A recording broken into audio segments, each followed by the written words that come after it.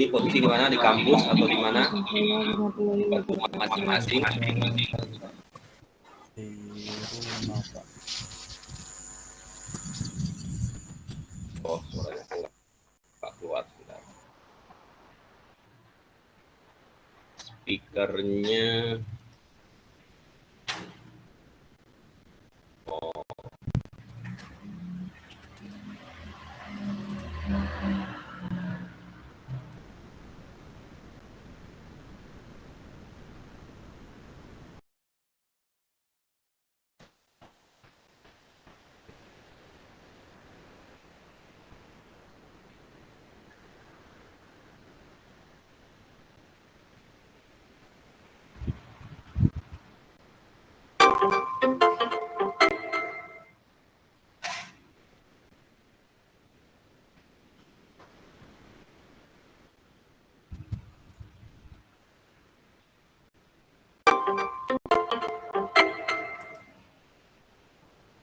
Oke, suara saya terdengar ya?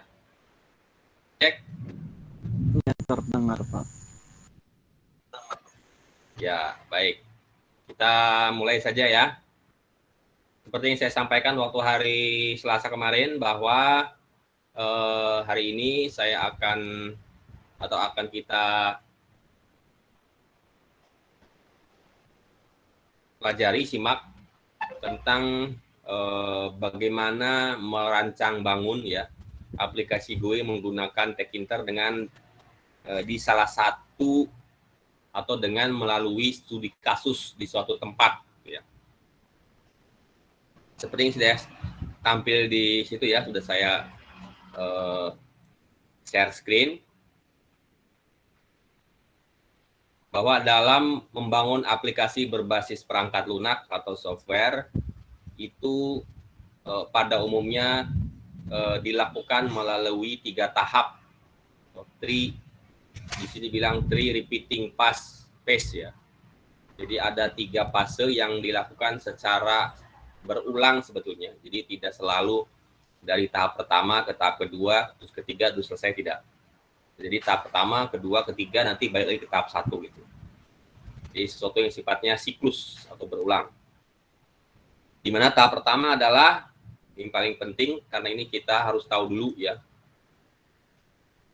apa sebetulnya problem atau masalah yang terjadi.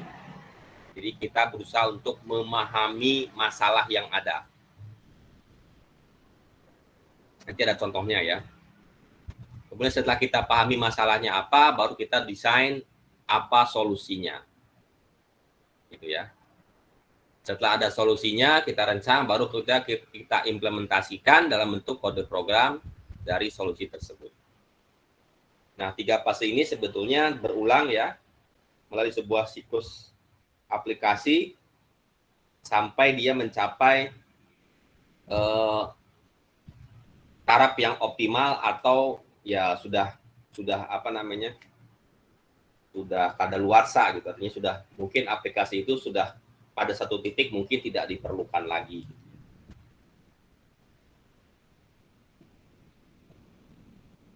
Nah, nanti di hari ini kita akan bahas ya tentang bagaimana kita menganalisa gitu ya,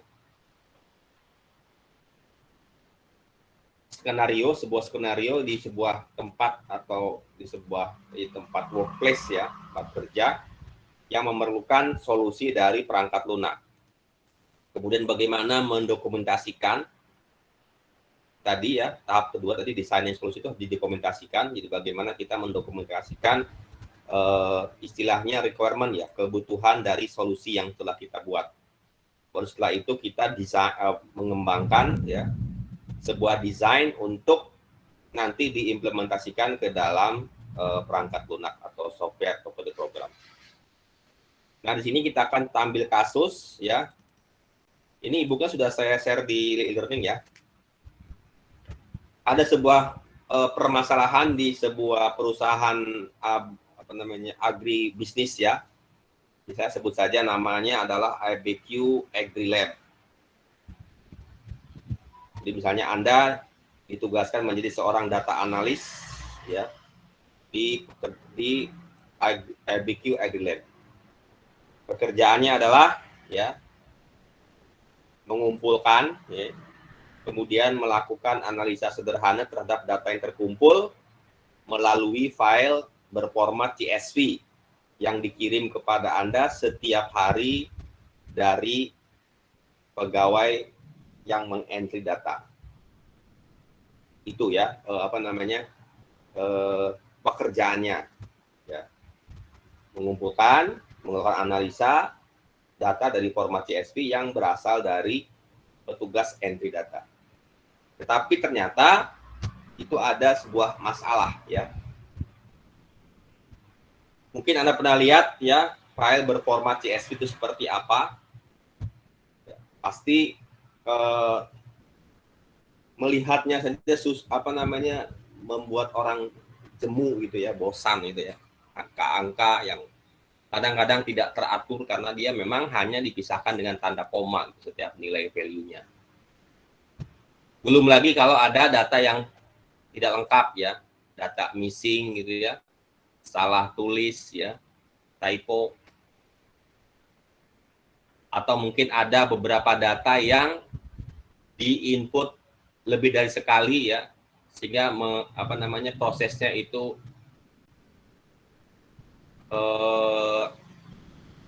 boros waktu ya, time consuming.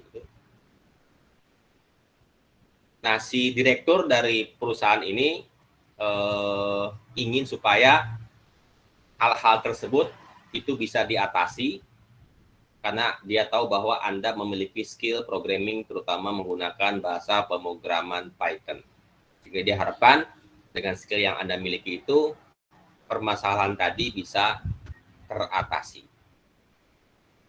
Jadi Anda diminta untuk membuat aplikasi program ya yang memungkinkan si petugas data entry ini menginput datanya, kemudian nanti bisa di-convert, diekspor ke file CSV, dan sedikit atau bahkan mungkin tidak terjadi kesalahan seperti yang tadi gitu ya. Tetapi juga aplikasi yang dibuat itu diharapkan juga tidak terlalu rumit ya, harus simple dan tidak memberi ruang sedikit pun untuk kesalahan. Kalau memungkinkan ya, tidak ada ruang untuk membuat kesalahan sedikit pun. Misalnya tadi ada data missing, ada typo, itu dihindari, bisa dihindari. Nah, itu permasalahannya ya, problem dan keinginannya. Nah, setelah kita tahu permasalahan intinya, garis besarnya, tadi kan kita understand a problem dulu ya. Nah, kita lakukan sekarang melakukan assessment atau penilaian terhadap masalah yang ada gitu. Nah, biasanya untuk menyimpan data-data seperti tadi ya, untuk misalnya mungkin kalau di sini AgriLab itu adalah perusahaan agribisnis menyimpan data-data tentang tanaman, itu memang pada umumnya disimpan dalam bentuk spreadsheet ya, seperti Excel, di dalam format tabel, ya, kolom dan baris ya. Memang sekilas itu cukup ideal ya, atau mungkin sudah cukuplah seperti itu. Tetapi kalau kita lihat ya, kalau datanya semakin besar, kemudian juga usernya semakin banyak, artinya yang menginput data semakin banyak, gitu, multiple user, bisa muncul masalah gitu ya, kalau menggunakan spreadsheet. Misalnya, nah, ada data integrity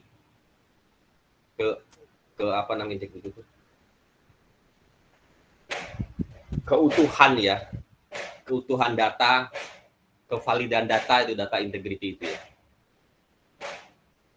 Karena bisa jadi ya, kalau misalnya usernya banyak, multiple user seperti ini, banyak sekali atau sering kali peluang munculnya kesalahan itu besar terjadi. Misalnya mungkin ya, satu user bisa menimpa atau mengganti data yang sudah diisi oleh user lain gitu ya. Karena memang masih dilakukan secara manual. Kemudian kalau bentuknya seperti tabel ya, baris dan kolom itu kadang-kadang ya secara visual itu membingungkan juga ya. Tidak cukup enak dilihat ya. Apalagi dengan misalnya baris yang jumlah barisnya panjang ya ke bawah, atau ada data yang sifatnya ambigu, sehingga user dengan sangat mudah sekali bisa melakukan proses, bisa menghapus atau bahkan menimpa data yang sudah ada sebelumnya. Kalau hati-hati. Jadi misalnya mau ya semakin saking banyak data ya, kalau ditampilkan dalam bentuk format tabel itu kan dilihatnya sudah tidak nyaman gitu ya. Nah, untuk mengatasi masalah ini ya, atau situasi seperti ini, Anda sebagai seorang programmer atau data analis ya, mengusulkan untuk mengimplementasikan sebuah aplikasi GUI yang sederhana untuk entry data. Ya, bentuk form yang nanti datanya akan ditambahkan atau diekspor ke dalam file berformat CSV kalau memang diperlukan ya. Dengan cara ya improvement-nya itu ya. Ini bahwa data yang diinput itu harus memang data-data yang tipenya benar ya. Misalnya kalau ada form yang hanya bisa menerima data angka ya, dia tidak bisa menerima data selain angka. Atau sebaliknya gitu ya. Kalau dia hanya huruf, dia harus hanya huruf aja, tidak boleh angka. Kemudian juga kalau misalnya datanya berupa ada pilihan misalnya A, B, C, D gitu ya, itu bisa kita batasi juga dengan pilihan yang valid ya. Misalnya kalau kayak seperti misalnya entry data untuk jenis kelamin itu kan cuma ada dua ya, laki dan perempuan gitu. Ya, kita buat dalam bentuk pilihan menggunakan misalnya radio button, tidak cukup satu sehingga terhindar dari kesalahan gitu ya. Mungkin kalau pakai entry biasa, kalau untuk yang wanita mungkin ada yang nulis wanita, ada yang nulis perempuan gitu ya. Jika itu seringkali nanti bisa membingungkan ya. Jadi ada data yang sifatnya ambigu. Kemudian juga mungkin ada juga form yang sifatnya auto filling. Jadi dia otomatis terisi.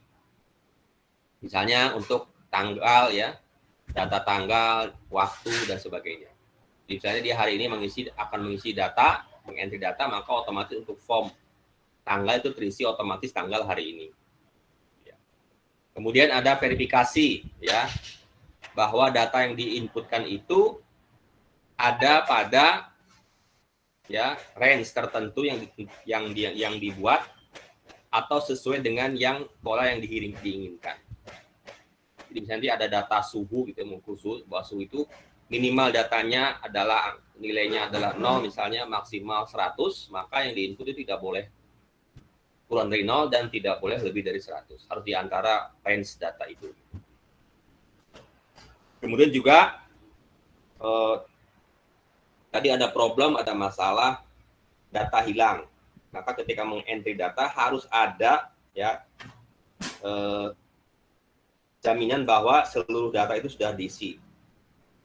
Misalnya kalau ada yang masih belum diisi atau masih kosong, itu si aplikasi tidak akan misalnya menyimpan data kalau masih ada data yang kosong. Nah, dengan mengimplementasikan form-form seperti tadi, maka kita bisa sangat banyak mengurangi ya jumlah masalah yang tadi sudah kita inventarisir di awal. Kalau misalnya kita buat modelnya seperti ini gitu. Ini secara garis besar seperti itu ya. Nanti lebih detail lagi di halaman berikutnya. Nah, kemudian kita gali lagi lebih dalam, kalau tadi masih secara garis besar ya, bagaimana cara mengurangi ya timbulnya permasalahan sebelumnya. Sekarang kita lebih detailkan lagi. Jadi untuk membuat aplikasi data entry, yaitu berupa form, kita memerlukan data-data atau informasi apa saja yang memang sangat diperlukan. Tadi di awal kita sudah tahu bahwa output dari atau bagian dari output luaran dari aplikasi yang akan kita buat itu adalah file CSV ya. Outputnya nih yang berisi data-data tentang pertumbuhan tanaman di dalam plot nanti ya. Untuk setiap lab di dalam kondisi lingkungan yang berbeda-beda yang diterapkan di setiap plot. Dan dikerjakan setiap hari. Ya. Sehingga kalau setiap hari berarti sudah hafal lah ya layoutnya seperti apa gitu. Namun kita belum secara detail ya mengetahui data atau proses dalam penginputan datanya. Nah, untuk mengetahui data seperti apa, kemudian proses penginputan data seperti apa, kita perlu berbicara ya, melakukan wawancara ya kepada stafnya, yaitu staf yang mengentry data. Mungkin pertama-tama kita memerlukan atau perlu mengetahui detail datanya yang direkam gitu ya. Kedengarannya memang tidak selalu mudah ya. Di sisi software mungkin sifatnya absolut ya, black and white. Aturannya adalah hitam putih gitu ya, tidak ada ya kalau iya kalau tidak ya. Kalau kita berkaitan dengan data. Itu kalau di sisi software. Misalnya kalau dia belum lengkap, ya belum bisa disimpan.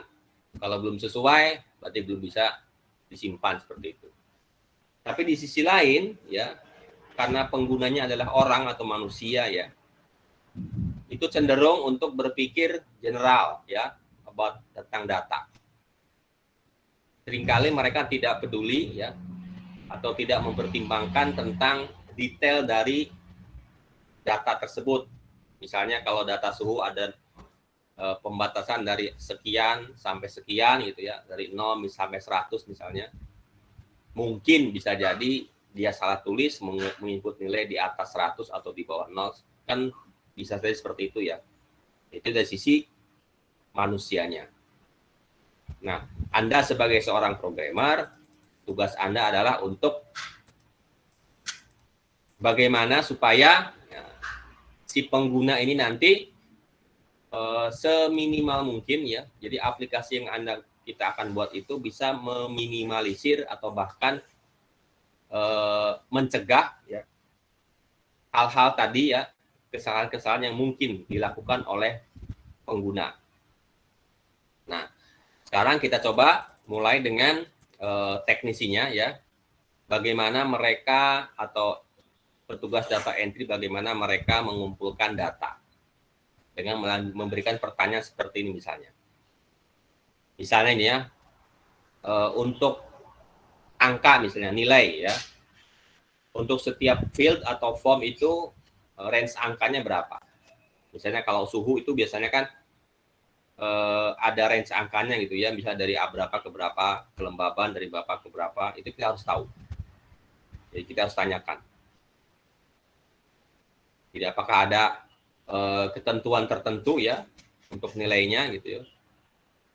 Kemudian apa satuannya untuk data numerik atau data angka. Kemudian apakah di dalam satu form atau field itu hanya boleh diisi angka ya. Atau bolehkah misalnya kombinasi antara angka, huruf atau simbol gitu. Jadi kita harus tahu misalnya kalau suhu, nilai suhu berarti kan harus diisi angka, number. Kemudian numbernya, angkanya apakah bilangan bulat atau bilangan real, itu juga harus tahu gitu ya. Kalau ada range number itu yang diterima berapa gitu, kayak suhu tadi range-nya berapa, gitu, intervalnya berapa. Lalu bagaimana, how do you record data? Bagaimana ya proses perekodan datanya dan butuh waktu berapa lama. Jadi memang data, ini masalah data ya, tapi data sebetulnya bukan hanya satu-satunya pertimbangan. Jadi kalau kita membuat sebuah program untuk mengurangi, ya, membantu mengurangi kesalahan yang dilakukan oleh user, kita juga harus mampu atau harus memahami bagaimana user itu bekerja. Jadi kita memahami usernya siapa dan bagaimana dia bekerja. Nah, di aplikasi ini, usernya adalah staf untuk data entry. Maka dari itu kita perlu bertanya, ya, pertanyaan tentang apa yang mereka butuhkan dan bagaimana alur kerja, ya, yang mereka lakukan selama ini untuk memahami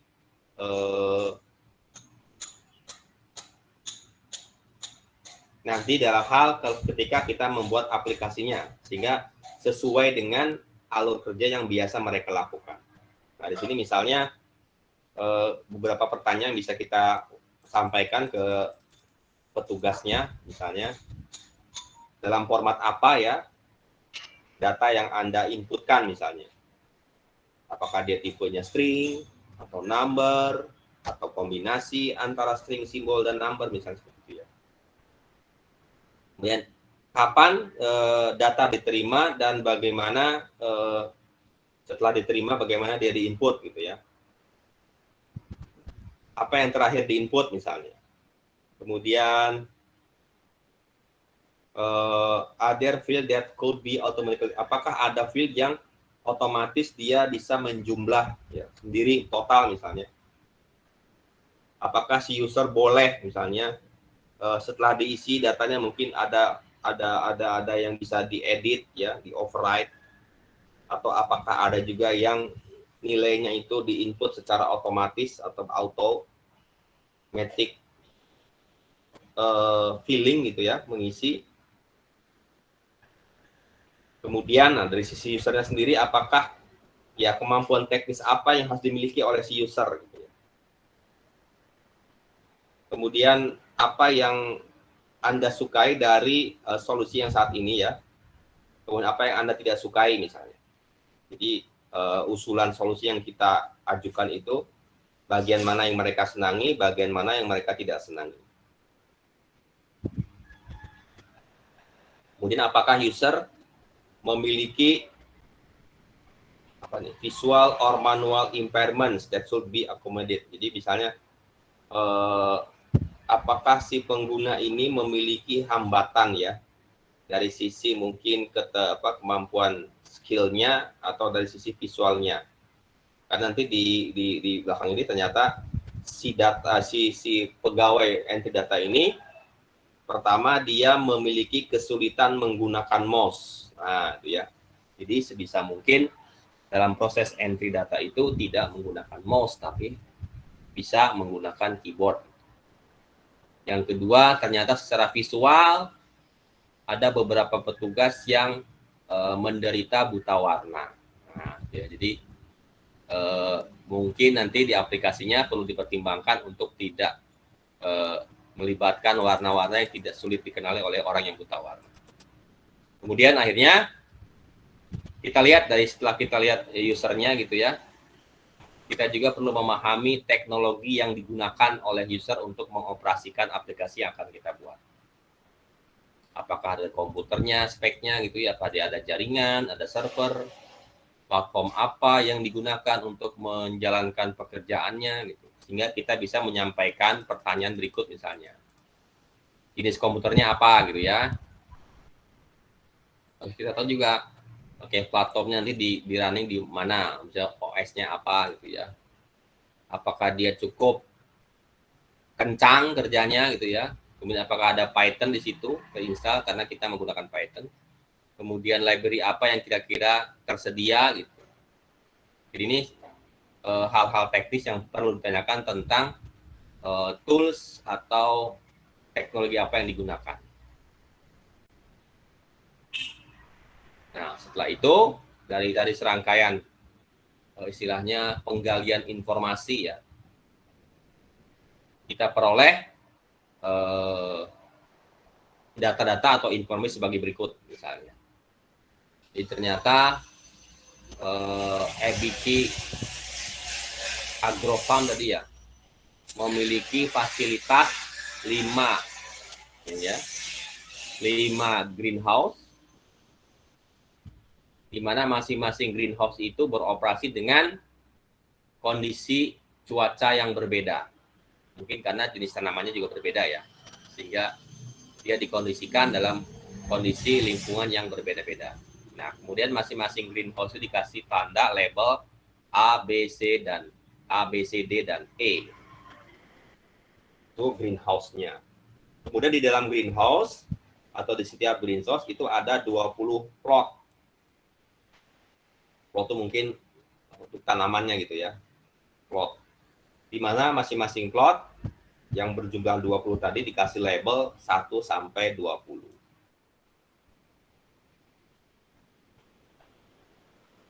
Tempat tanaman lah itu. Kemudian mereka memiliki 4 macam bibit yang ditanam. Jadi misalnya ada bibit mungkin tanaman anggur gitu ya, strawberry mungkin, atau apalah gitu ya. Ada 4 macam. Di mana masing-masing bibit tadi ya diberi kode. Dia ada kodenya. Misalnya kalau untuk anggur itu kodenya dia menggunakan 6 karakter. Labelnya ya, labelnya berupa 6 karakter.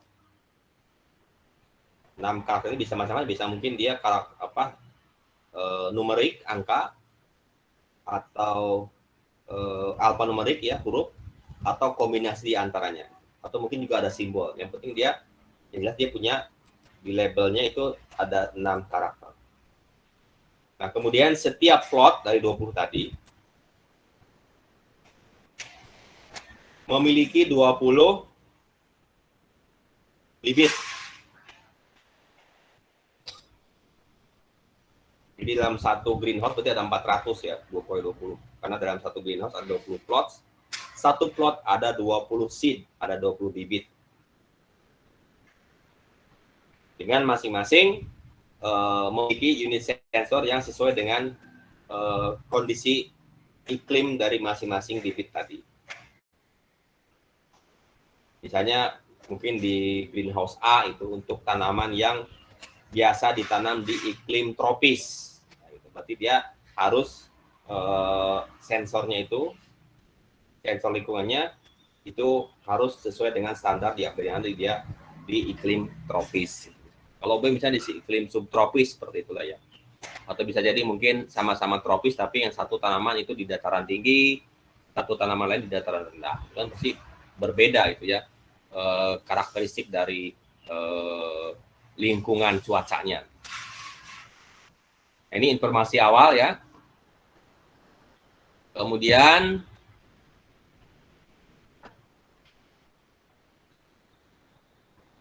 informasi tentang data yang dikumpulkan. Setelah kita berbicara dengan petugas data entry-nya, gitu ya, bagaimana mereka mengumpulkan data, ternyata data tersebut dikumpulkan dalam 1 hari, dia melakukan setiap hari ya, tapi tidak setiap jam, dia lakukan setiap jam 8, jam 12, jam 16, dan jam 20.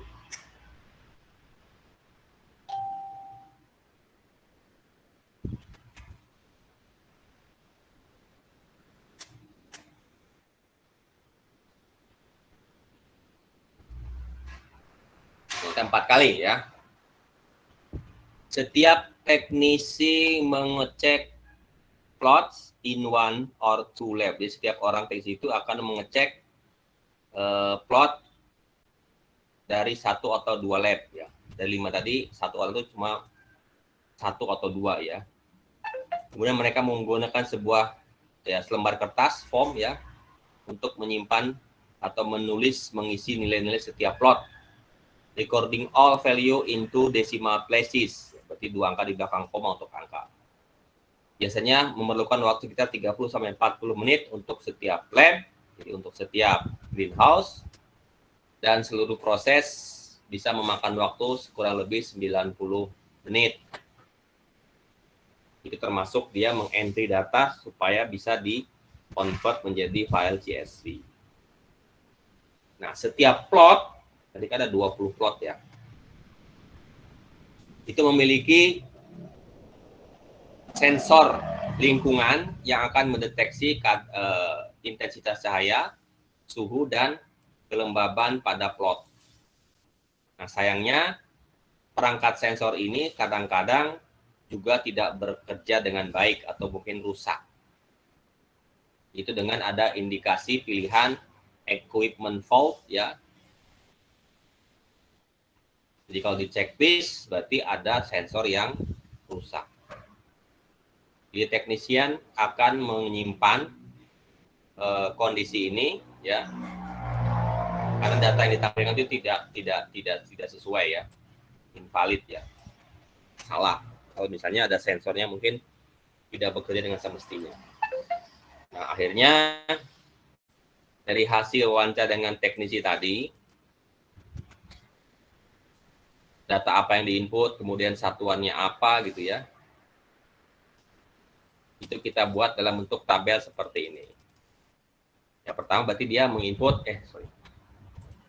tanggal ya, tanggal kita menginput data, berarti tipenya adalah date, data sekarang pada saat dia menginput. Kemudian ada jam, ternyata dia satu hari 4 kali gitu ya, jam 8, jam 12, jam 16, dan jam 20. Tidak boleh di luar jam itu. Kemudian tadi jumlah labnya ada 5 dengan dikasih simbol A, B, C, D, E, berarti karakter.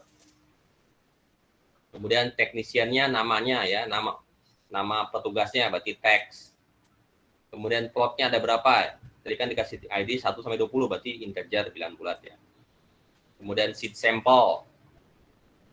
Tadi kan seed sample itu bibit dikasih kode 6 karakter.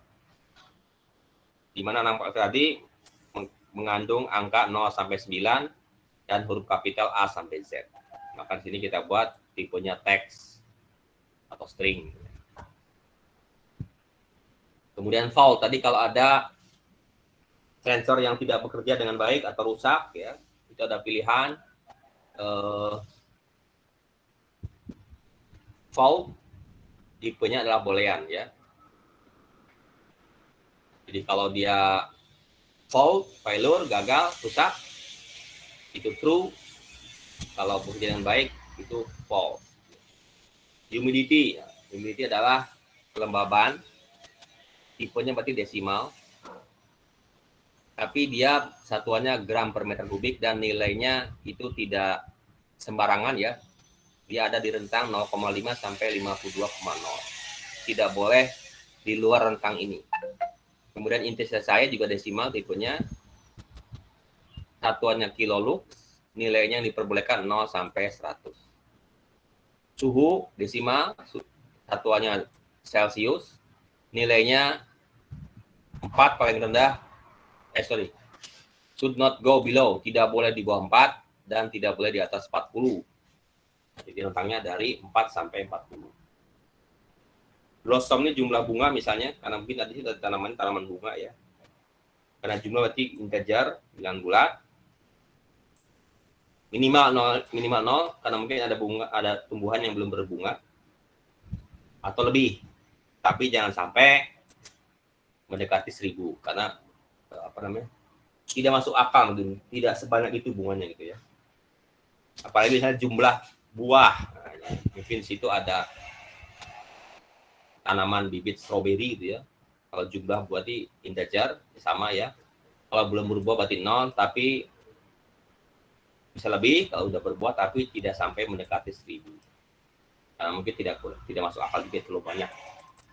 Kemudian jumlah tanamannya, plant. Tadi kan ada 20 plot ya. Jumlah growing plant ya antara 0 sampai 20. Karena setiap itu ada 20 ya. Ada 20 plot. Kemudian mungkin tingginya juga diukur ya. Tinggi maksimal gitu ya. Minimal 0 mungkin masih kecambah gitu. Baru nongol di bijinya muncul tunas gitu. Tapi tidak sampai 1000. Satuannya senti ya. Kemudian ada rata-rata tinggi juga sama. minimum ketinggian gitu ya. Jadi kalau ini mungkin dari max dan min itu ya, kita bisa menghitung rata-rata tingginya.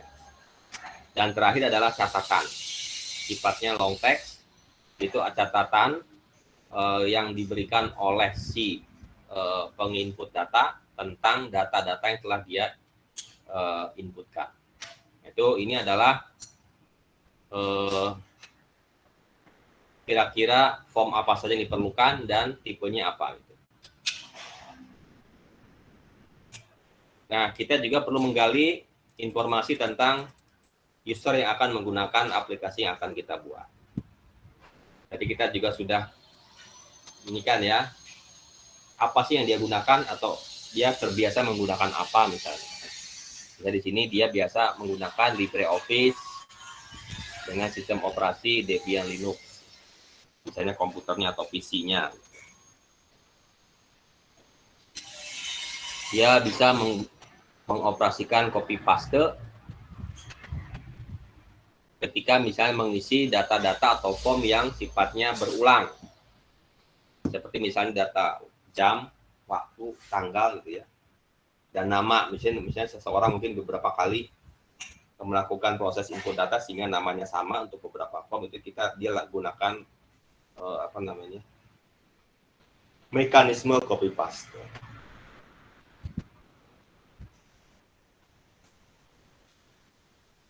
Tapi memang meskipun misalnya LibreOffice kan saya Excel ya, itu bisa juga menangani hal itu, tapi seringkali bisa menimbulkan accidental data error. Jadi ada data error yang ya salah input data lah di beberapa field gitu ya, kalau dilakukan secara manual kayak tadi. Kemudian alatnya, PC-nya digunakan mungkin tidak terbaru ya, tapi buat PC tua, tapi masih bekerja dengan baik. Sehingga kita harus lihat dulu ya spesifikasinya. Kalau menjalankan Python dengan tag itu bagaimana? There are 4 data entry clerks in total. Sebenarnya ada 4 orang ya yang mengentry data ke komputer tadi. Tapi yang paling banyak sebetulnya yang sering itu hanya but only one ya, working at any one time. Jadi hanya satu orang yang dari 4 ini ada satu orang yang utama yang bekerja lebih banyak ya. Sehingga ketika kita misalnya melakukan wawancara dengan mereka,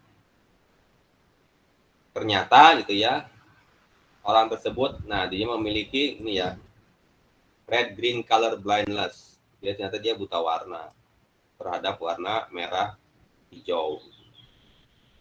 Kemudian ada juga yang memiliki masalah dalam menggunakan mouse. Jadi dia nggak bisa pakai mouse tuh.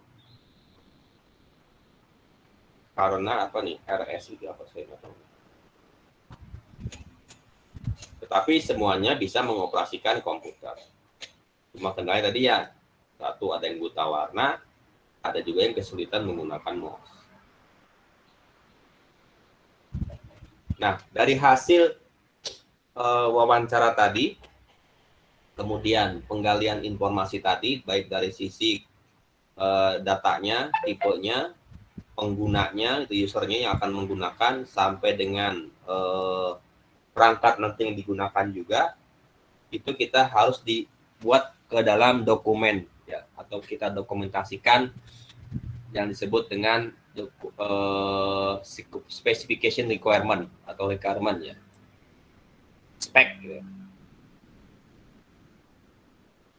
Di software specification bisa berupa ya dalam bentuk yang sangat formal, kontraktual dokumen, sampai dalam bentuk yang memang ya simple gitu ya. Tujuannya memang pendokumentasian spesifikasi ini adalah untuk memberikan gambaran ya siapa saja yang terlibat dalam proyek ya, sehingga si developer itu tahu nantinya gitu ya. Nah, dokumentasinya itu misalnya contohnya adalah Ini kita ini dulu ya. Strukturnya lah ya. Formatnya. Format spesifikasi atau dokumen adalah pertama ada deskripsi. Penjelasan singkat tentang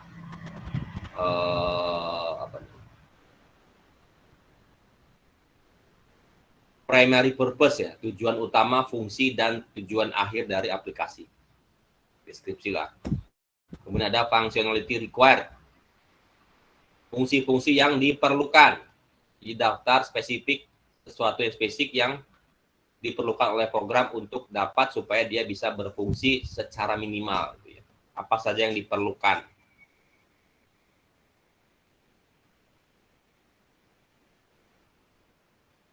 Memang tujuannya adalah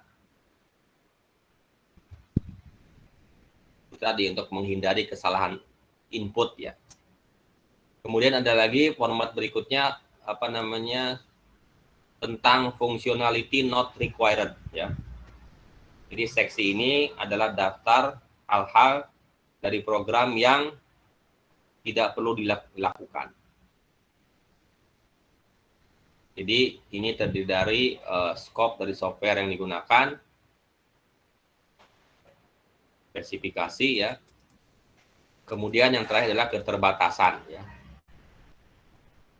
Oke, satu lagi yang jadi data dictionary ini adalah yang isinya adalah daftar form atau data field ya dari aplikasi berikut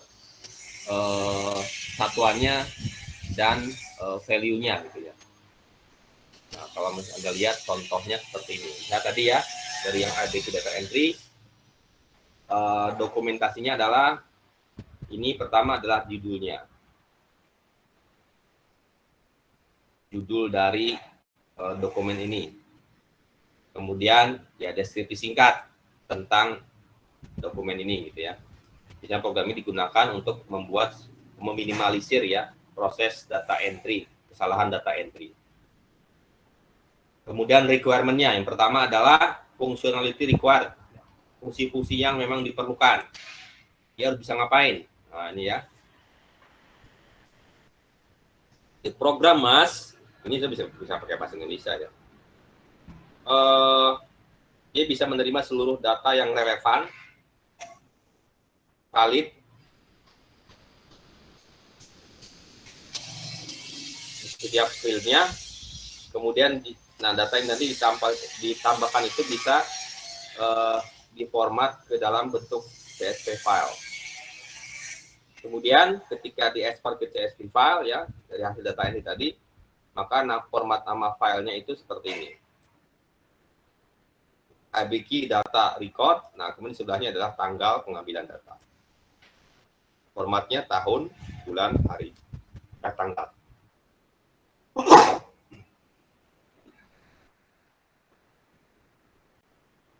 Nah, di field CSV nanti harus ada semua field ya, semua kolom.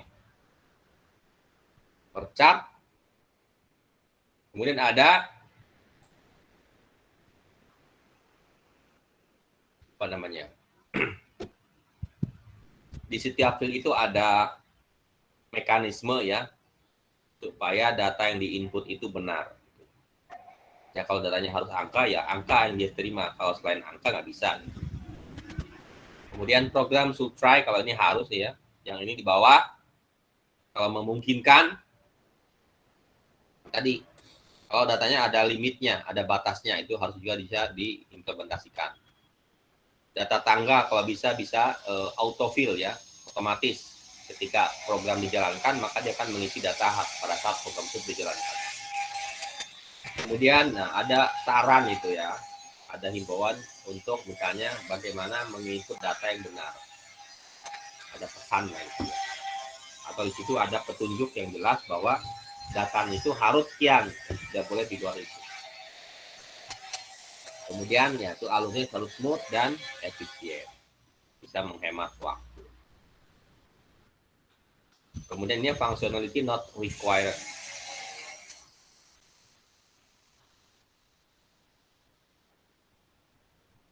Ingat bahwa di sini ini adalah only an entry form for now. Jadi hanya sebagai form entry data.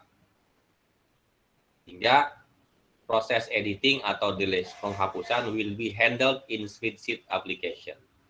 Ya, di proses editing atau misalnya penghapusan itu dilakukan ketika dia sudah dalam bentuk format spreadsheet atau CSV yang dibuka di spreadsheet.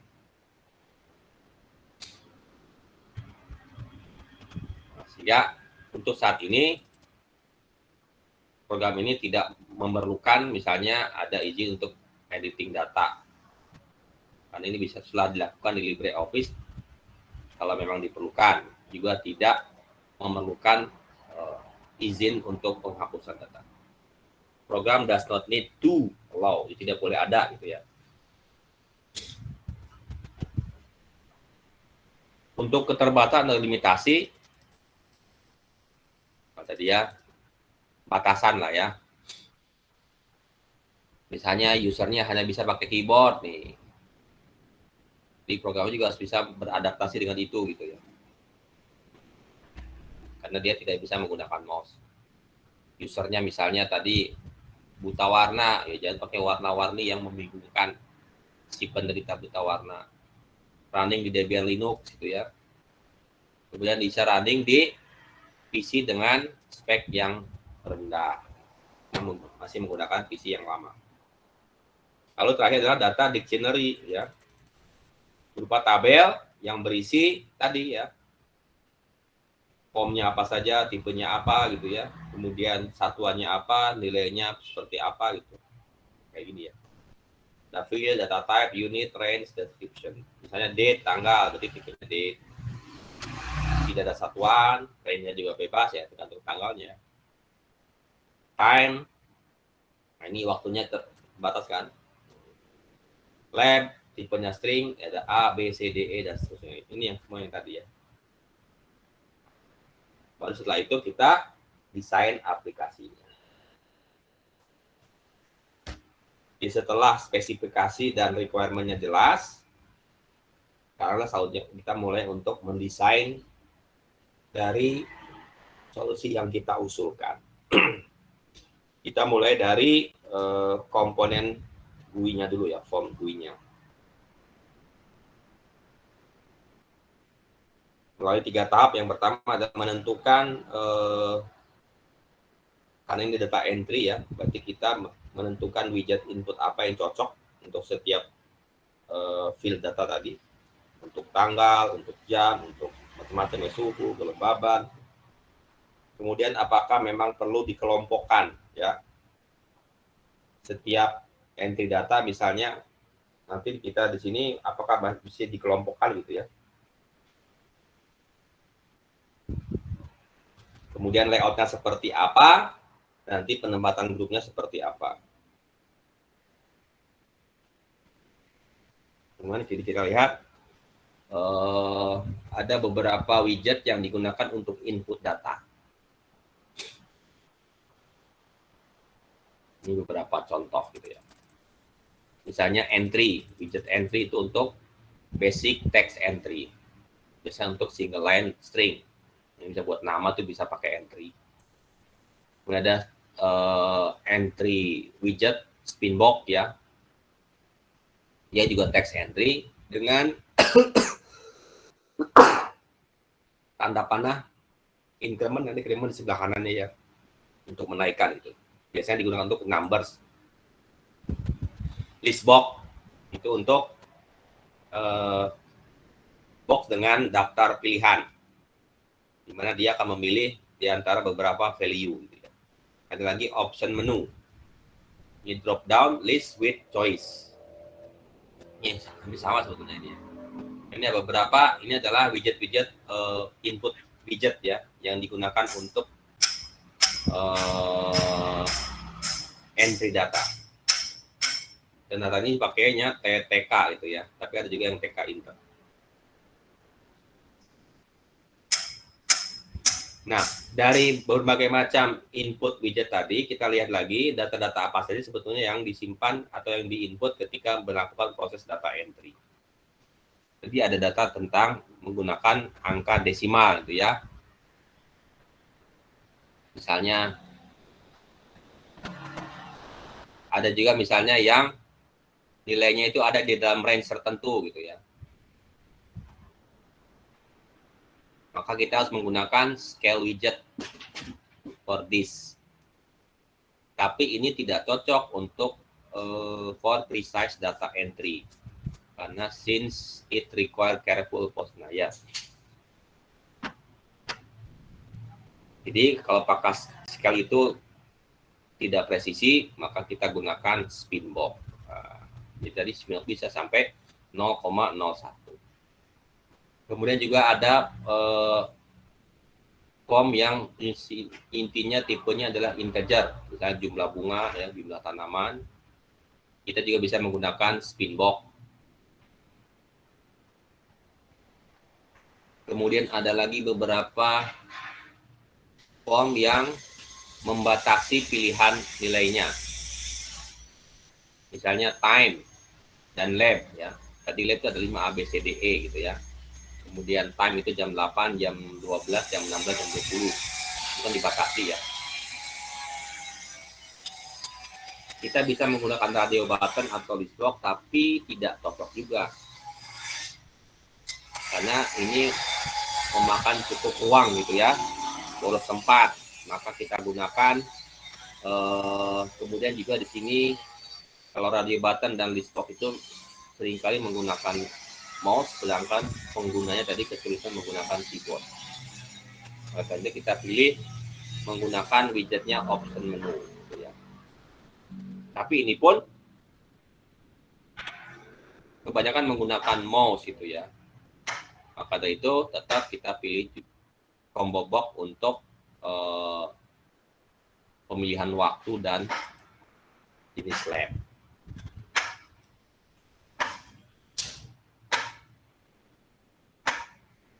Kemudian plot juga nih ya. Plot itu kan tadi integer ya, 1 sampai 20.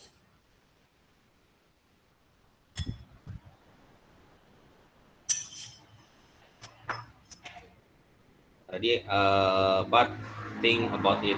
The plot could just as well be identified by letters or symbol or name. Nah, kenapa menggunakan number, angka supaya lebih mudah lah untuk setting nilainya ya. Sehingga di sini pun kita gunakan combo box. Jadi ada klik ada daftar 1 sampai 20. Kalau plot ID ya seperti lab ID juga pakai combo box. Kemudian catatan terakhir ya dari si petugasnya itu biasanya bisa jadi dia nulis panjang ya, lebih dari 1 baris, sehingga kita gunakan widgetnya adalah teks.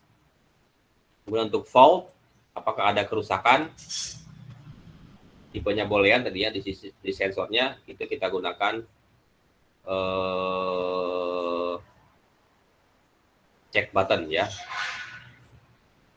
karena cukup kompak dan keyboard friendly gitu ya.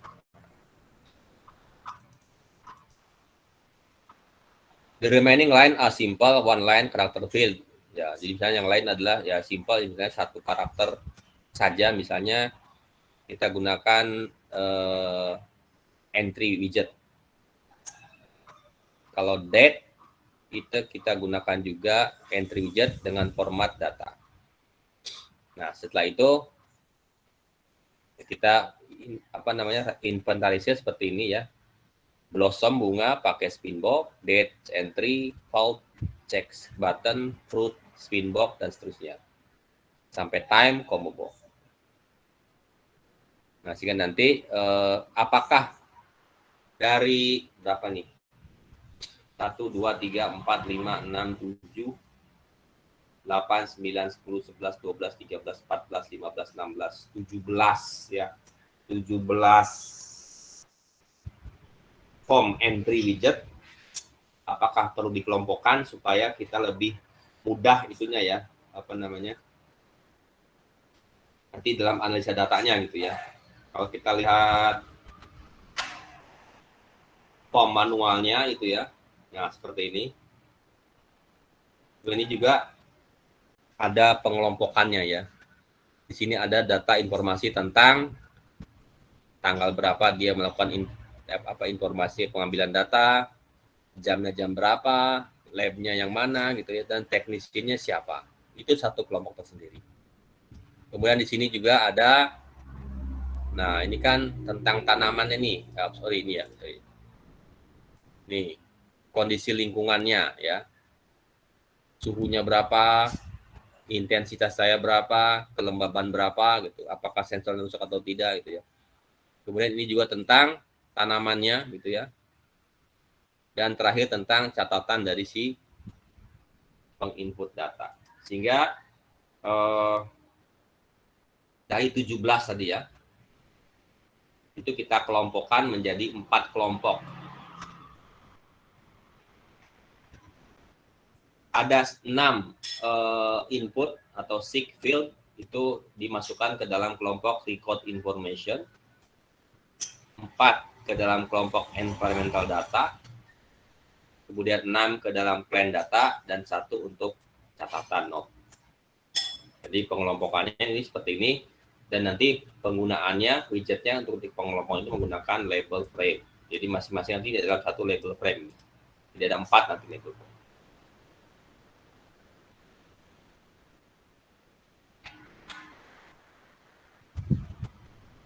Notice that 2 of first 3 section have widget in multiple of 3. That suggests that we could arrange them in a grid with 3 item across. Nah, di sini juga perlu dipertimbangkan ya bagaimana tata letaknya gitu ya.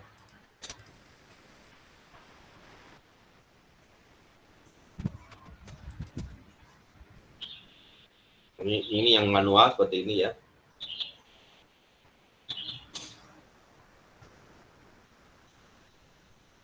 Nah, setelah kita ngomong tadi, kita coba desain ya tampilannya jadi seperti ini.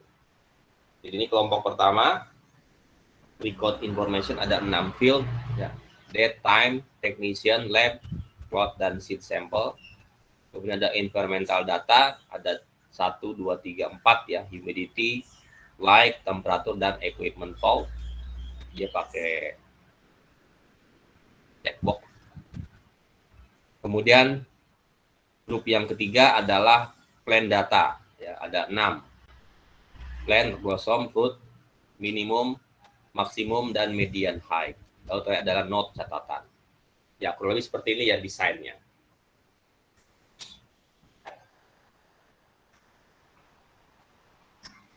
Layoutnya. Nah, setelah kita buat layout seperti itu, it is time to consider the rest of the object GUI. Nah, kita perlu satu button save ya untuk men-trigger penyimpanan data yang telah disimpan. Jadi setelah data yang di entry itu ada tombol save untuk menyimpannya. Sometimes ya kadang-kadang kita juga perlu menyediakan status informasi kepada user. Biasanya aplikasi itu memiliki status bar dan yang akan menampilkan pesan tertentu. Jadi di bawah itu ada statusnya, di bawah tombol save ya. Apakah mungkin datanya belum lengkap atau datanya sudah tersimpan atau apa, itu perlu ditambahkan juga supaya si user tahu bahwa datanya sudah disimpan. Kemudian perlu juga kita kasih judul ya, header tentang apa form ini untuk apa gitu ya. Sehingga ada tambahan menjadi seperti juga ini tambahkan. Kemudian ada tombol save di sini, sudah selesai diisi. Lalu kemudian ini adalah untuk statusnya. Ketika di save itu statusnya bagaimana? Apakah tersimpan atau tidak gitu ya. Nanti muncul di sini.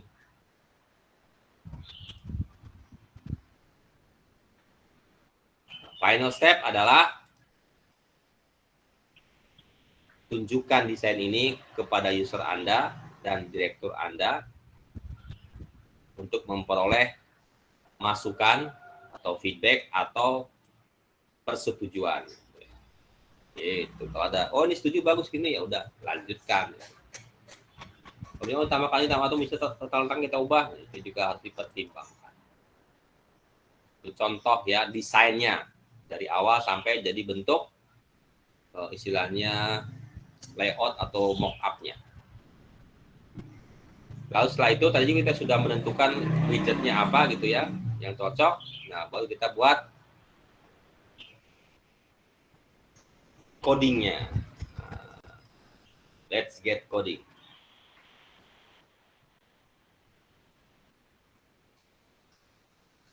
Jadi implementasi pertama dari desain yang telah kita buat tadi, ya, yang menampilkan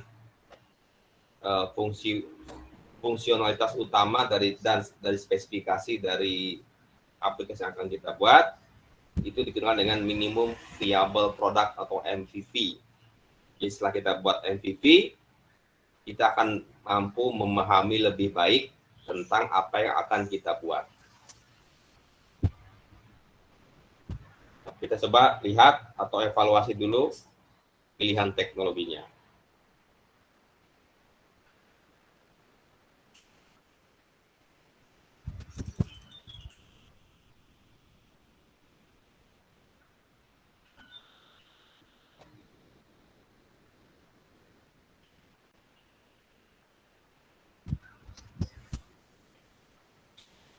Nah, your expertise in Python ya. Ini skill Anda saat ini bagaimana gitu.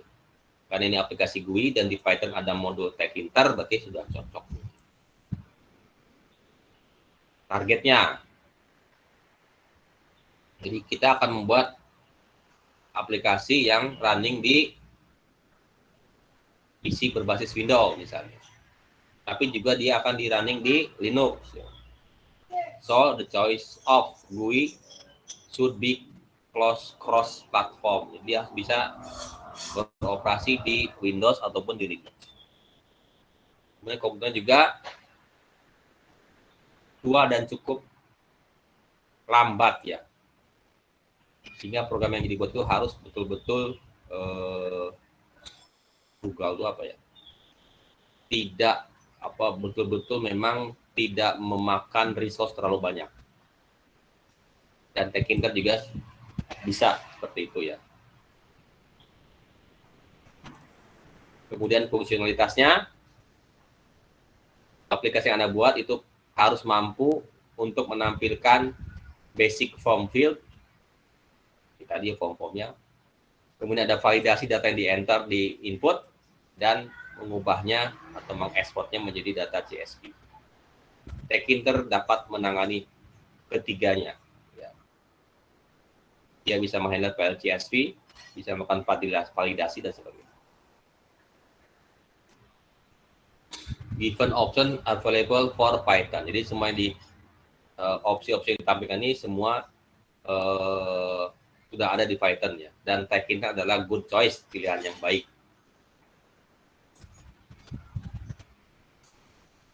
Nah, baru setelah itu kita explore widget-widgetnya. Entry box kayak begini ini udah kita coba ya.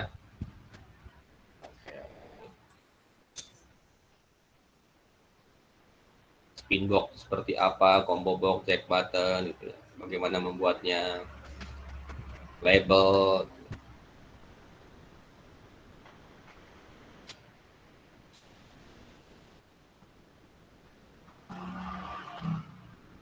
Kemudian nah ini prosesnya ya.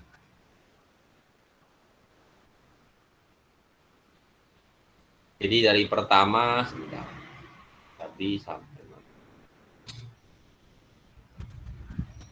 label tadi implementing the application untuk membuat mengawali ya, langkah awal coding. Kita buat sebuah kelas namanya class application, tapi masih kosong seperti ini ya.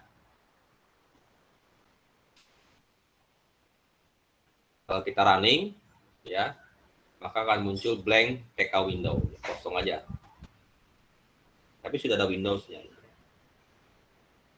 Jadi ini istilahnya root-nya ya. Lalu kita tambahkan label. kita buat sebuah kelas namanya label input yang berisi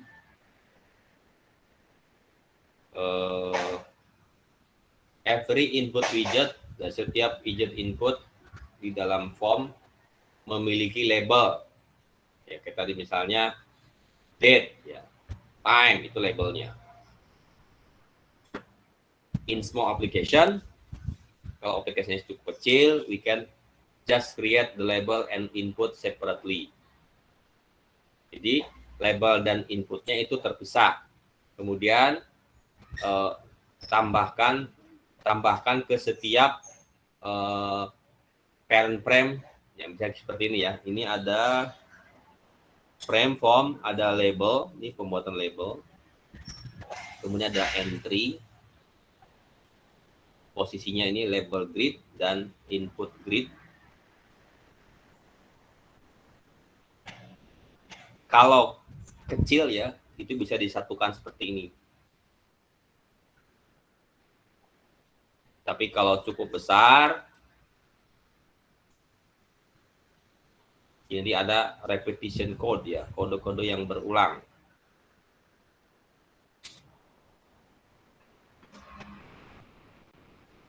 Name input, ada name input grid and input entry ya.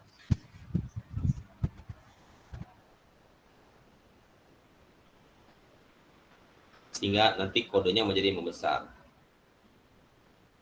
Nah, karena label widget input dan label ini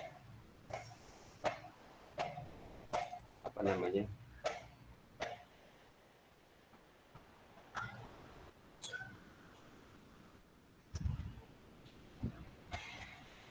Kita buat ya sebuah kelas kecil yang memiliki di dalamnya ada pembangunan label dan input widget. Di sini kelas label input ya, ada input,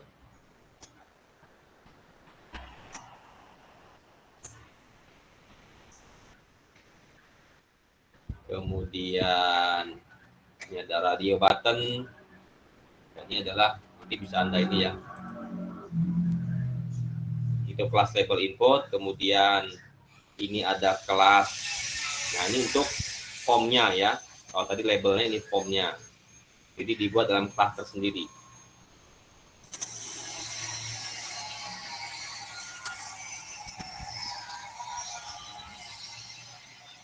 Kemudian baru ya, jadi ada kelas label input, ada kelas input tadi ya. Kemudian ada ini adalah program utamanya, itu kelas application.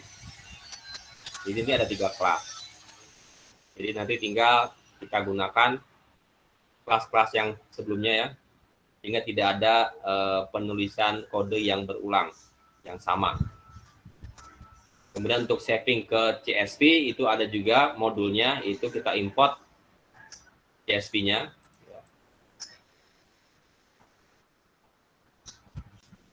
Dan selesai, lalu kita tes. Nanti outputnya kayak begini. Jadi saya share dulu di sini ya sebentar. Outputnya ya sudah jadi sih di situ ya, sudah ada di e-learning. Saya tampilkan dulu.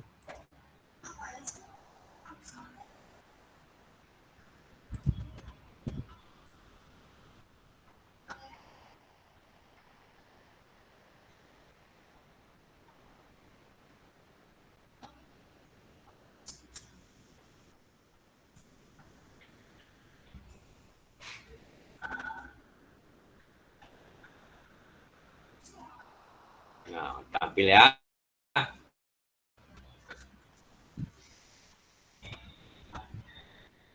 ini dulu. Tidak terlalu berat.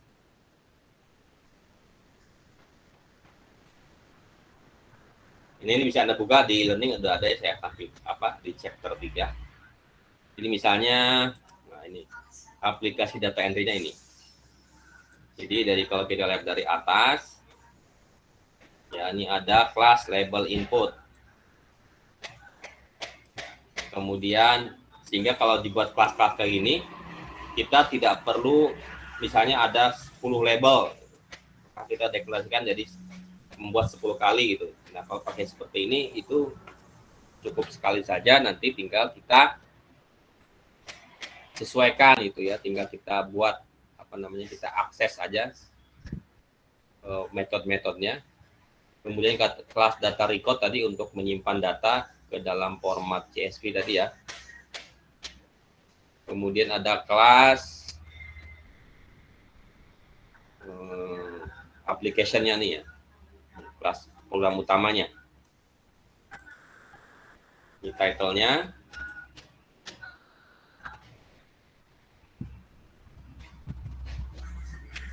Ini kalau kita coba eksekusi.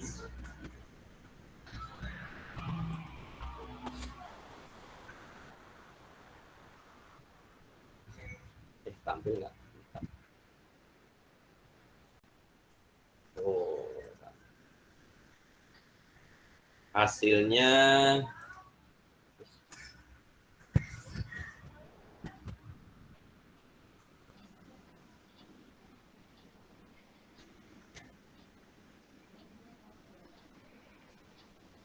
seperti ini. Jadi ada 4 kelompok ya, dimana masing-masing kelompok dipisahkan melalui label frame.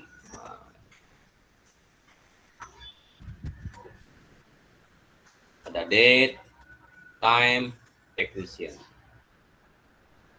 Dia bisa mengisi data gitu ya.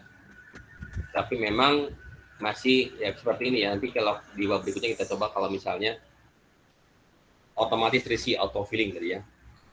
Tadi pengambilan datanya ini ada 4 macam ya. Kemudian nama orang isinya misalnya Ahmad. Tadi labelnya ada 5 ABCDE, misalnya D, plotnya ada 20. Seed sample misalnya jeruk gitu. Nah, humidity paling kecil 0,5, tidak bisa lebih kecil. Ini namanya combo box ya. Spin box. Kalau combo box kayak ini. Dia bisa ya increment decrement ini 0,01. Jadi lebih presisi ya. Kemudian juga dia ada nilai maksimalnya sebetulnya dia. Ini saya misalnya kalau saya isi masih bisa ya. Temperatur misalnya masih bisa. Ini kalau ada equipment yang rusak ya. Kemudian ini jumlah tanaman bisa diisi banyak gitu ya. Misalnya ini 10.000. Adalah maksimal 1.000. Jangan sampai lebih dari 1.000 gitu ya. Sampai 1.000. Tapi di sini masih bisa.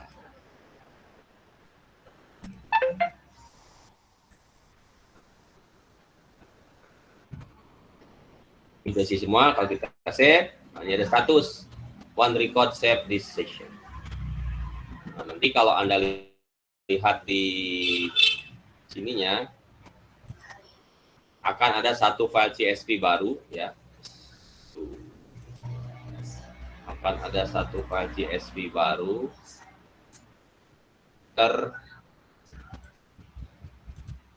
tersimpan. Ini tadi 19 ya. Nah, ini 19 Mei.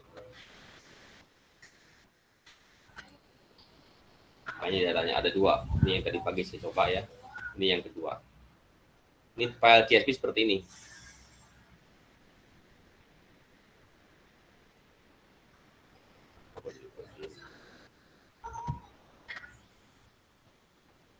Ya, ini file CSV-nya terbentuk otomatis ya. Karena dia digunakan untuk analisa data berikutnya. Nah, itu secara umum ya, fungsinya atau aplikasinya sudah bisa menerima data dan menyimpannya.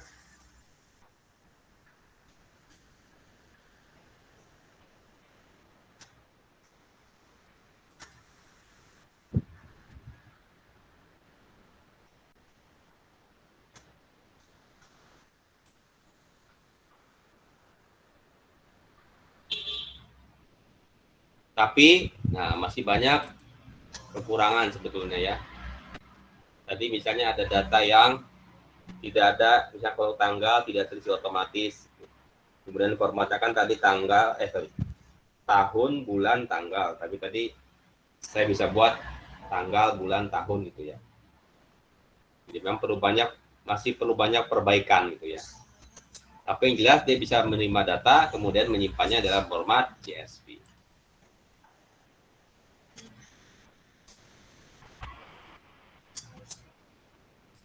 Nah, di sini pun kalau misalnya datanya kosong, tidak diisi, ada error. Karena di situ ketentuannya semua data harus diisi.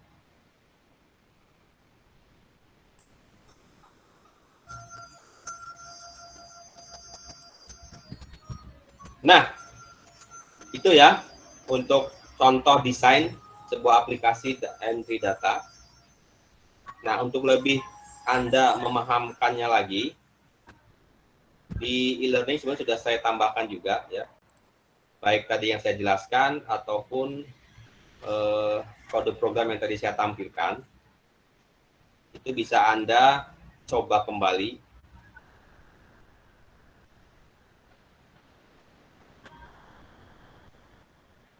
Dan saya buat sebagai sebuah activity tugas ya, dibuat ulang lah ya, dengan di situ ada petunjuknya lah ya, apa yang harus diupload tuh ada nih. Oh, ada tulisannya ini e-booknya, ini e-booknya ini source code-nya semua dari e-book ini. Nah, ini salah satu dari tadi yang saya jelaskan ya, buat aplikasi data entry sampai muncul seperti ini. Dan dia bisa menyimpan datanya dan mengekspornya ke format CSV. Jadi nanti ada file CSV-nya ketika diisi data dan ditekan save. Nah, itu ya, tinggal Anda coba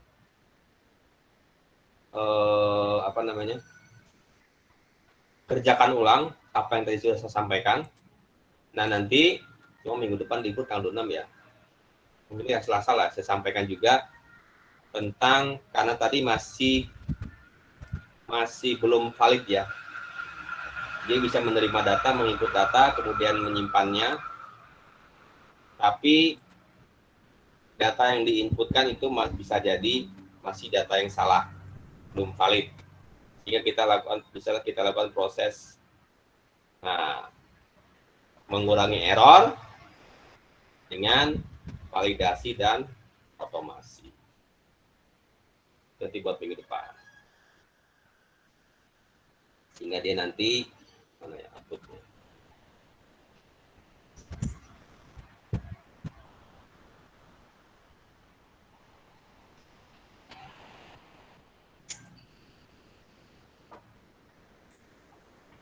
Cukup panjang juga. Displaying error atau ini kan.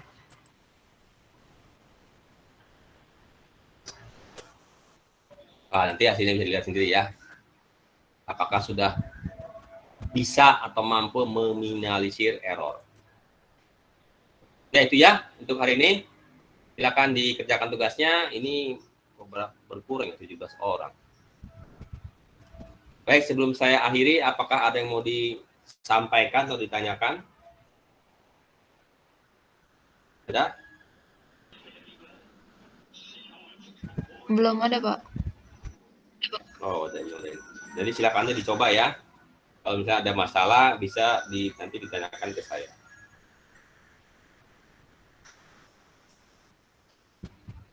Oke, baik. Kalau tidak ada yang perlu disampaikan lagi,